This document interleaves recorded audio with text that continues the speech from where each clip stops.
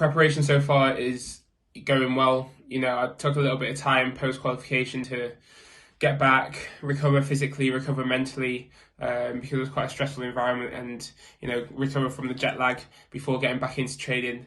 And I'm now starting to find my rhythm again. I went through the tough phase of getting back into training full time and starting to feel really good again.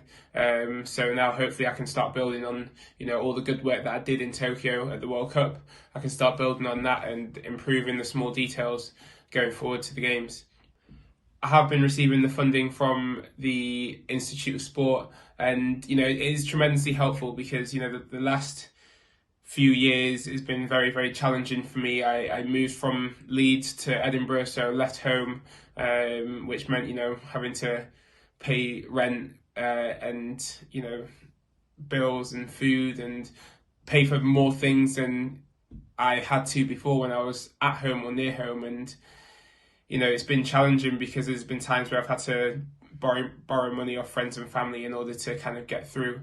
So the IOC scholarship that I've been receiving, and plus now this Institute of Sport funding, has been really, really helpful. So I'm grateful to the Minister Olivia Grange for providing that for athletes, and I hope that it's something that will continue now, not just in Olympic year, but in the years in between, because those are the years that really count.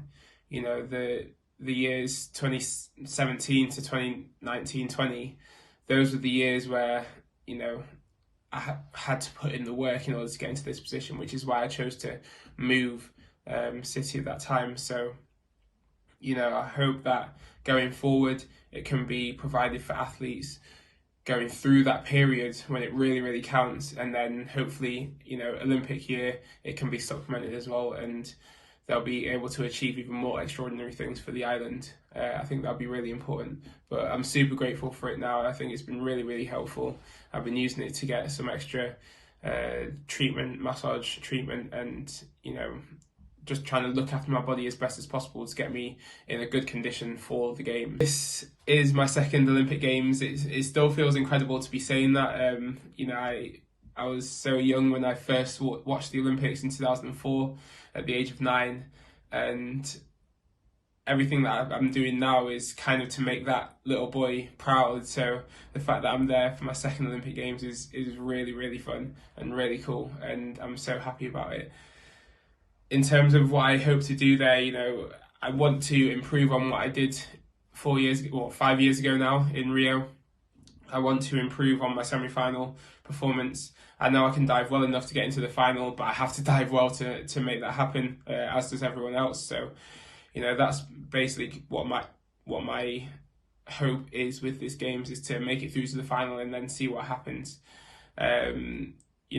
People watching me is I just want people to enjoy the sport of diving. I just want Jamaican people to enjoy the sport of diving. So yeah, watch me, support me. That's so great. I'm so appreciative of all the love and the support, and I definitely feel that when I visit the island.